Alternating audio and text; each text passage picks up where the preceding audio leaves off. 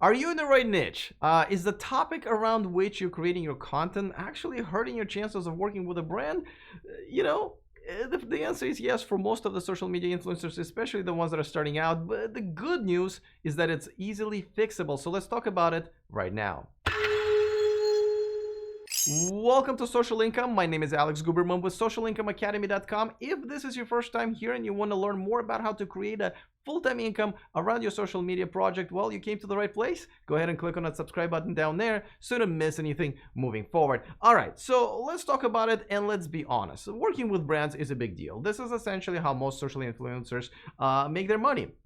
However, that kind of comes later, right? A lot of people started out as a hobby and then really concentrate on growing their channels and social media accounts, and they haven't really figured out this strategy for making money, because a lot of times, your money is probably going to come from working with brands, and it is a very, very tough hill to climb, and most people kind of make their first mistake right off the get-go by picking the wrong niche or not specific niche enough. And you'll probably hear a lot of YouTube coaches like Nick Nimmin and Daryl Eves and own video telling you that, hey, listen, you need to make sure that you understand and get into the right niche, because it's easier to grow within a smaller category, smaller topic, rather than competing with this huge YouTubers with million subscribers out there. And it's definitely true. But it's even more true when it comes to reaching out to brands. Now, a lot of people think like, I'm gonna go ahead and email 10, 20 brands every day, Coca-Cola, Nike, and so forth, and sooner or later they're gonna reply to me and they will work with me and I'm gonna make good amount of money. Now, this is not very likely to happen. As a matter of fact, you're kind of going to be gambling if that's what your strategy is going to be.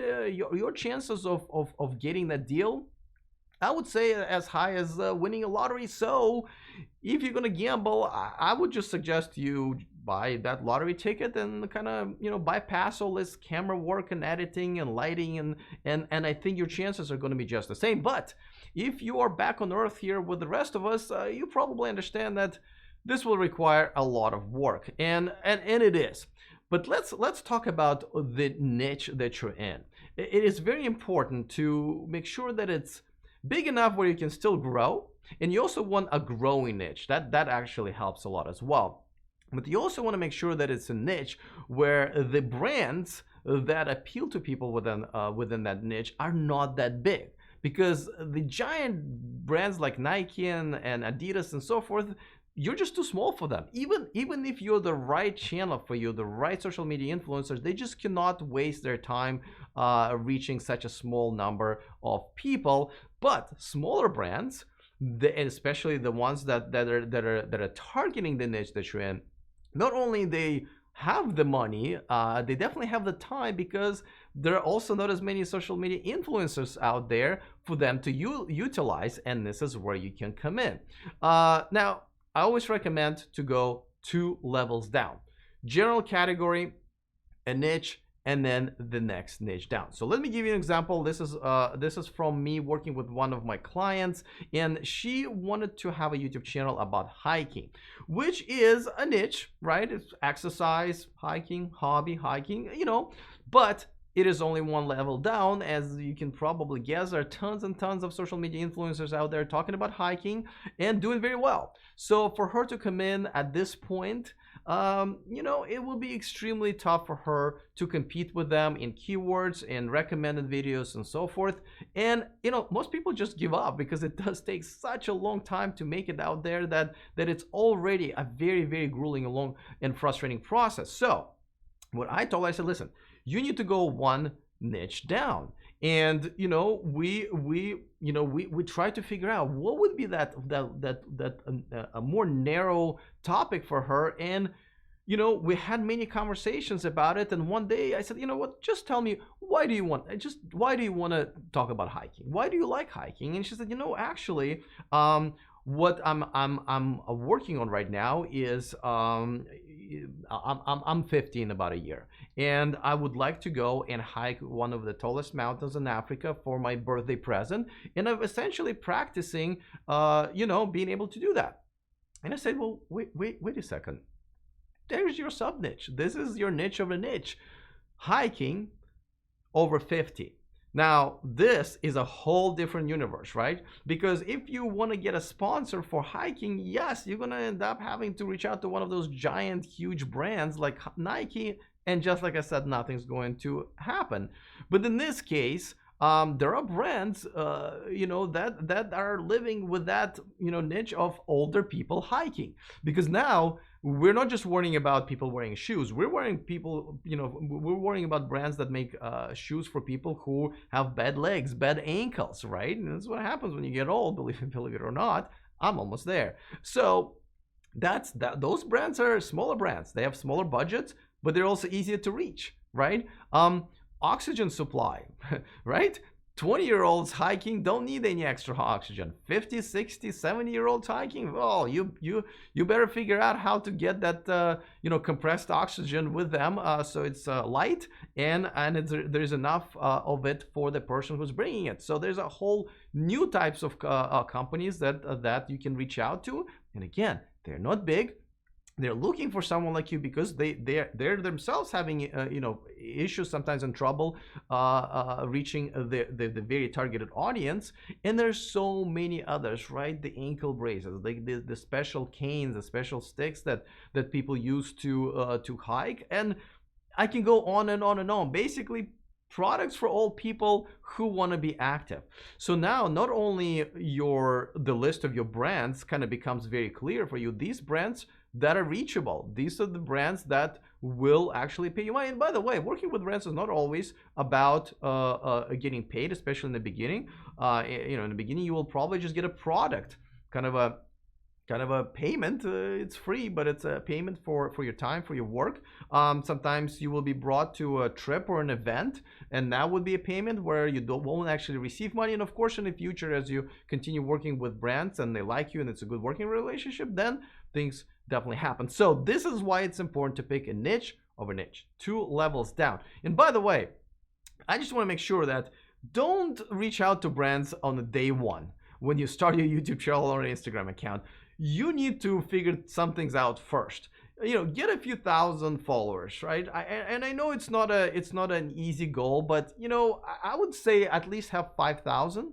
And it's not really about followers always. It's mainly about views, because obviously brands care more about how many people are going to see the content with their products and services in it, rather than how many subscribers you have. That number doesn't really mean much to them, but I would say 5,000. Make sure each video gets maybe 1,000 views. Reaching 1,000 people is something, especially within a very small niche. So that's one of the things that you kind of have to set as a milestone. And secondly, make sure that you produce good content. I mean, at the end of the day, brands want to work with those who produce good content in terms of visual quality. So that takes a while to get to, and also just be able to be on camera and be enthusiastic, and it just takes a while. And again, I recommend watching Nick Nimmin and many others out there who will teach you how to do that.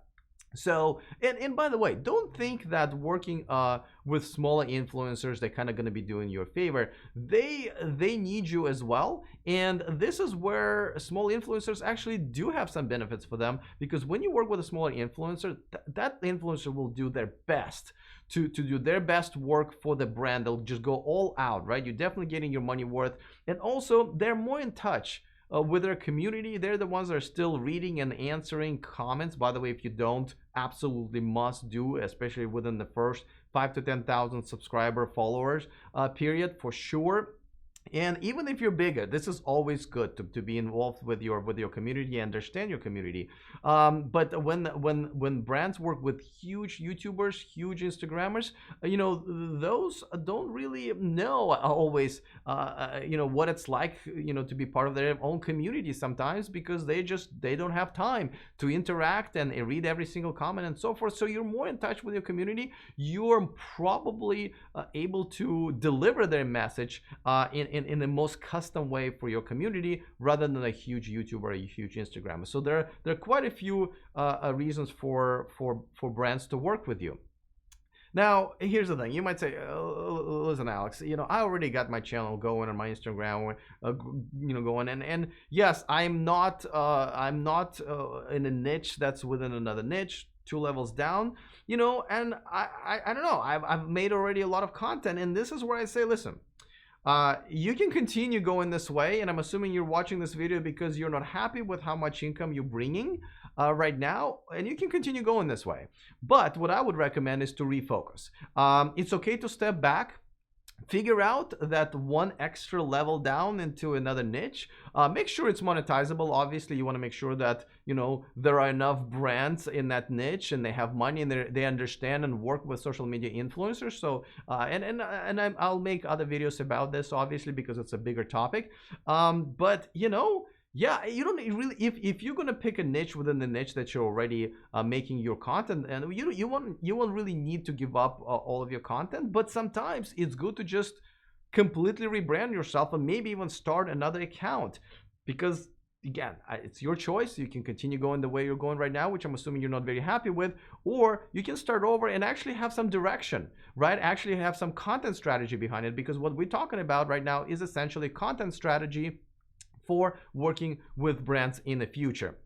So please make sure to understand which niche you're in and try to get 1 level down, 2 levels down altogether. Make sure it's monetizable and refocus if you have to. All right, don't forget to download our free checklist, First 10 Steps to Full-Time Social Media Income. The link is in the description of this video. I'm looking forward to your comments. If you have some questions, obviously put it in there. I will go over them and try to answer them, and maybe make separate videos just answering your questions, because this topic really has so many different little topics that I will expand on in the future, and it's very, very important to understand. All right, I'm looking forward to those. Don't forget to subscribe to this channel. My name is Alex Guberman, helping you to monetize your passion.